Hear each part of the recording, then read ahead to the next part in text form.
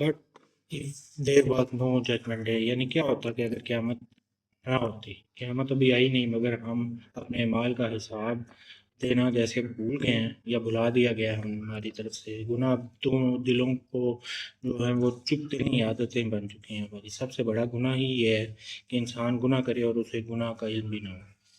تو اگر قیامت نہ آئی تو ہمارا کیا ہوتا ہے، یا اگر قیامت نہ آتی، حساب کتاب کا دن نہ مقرر ہوتا، تو پھر کیا ہوتا ہے؟